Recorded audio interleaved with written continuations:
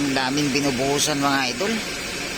Yung slab dyan sa may safety tank, tapos na namin binuhusan yan mga idol. Lumipat na kami doon, no? Kita mo yung ano na yan. Yan. Binuhusan namin yan. Kakatapos lang din. At saka itong sarap po, yung may alulod. Paikot po yan mga idol. Yan, di pa tapos. Tapos mayroon pa doon, no? Yung kurma na yan. Bubuhusan din yan mga idol.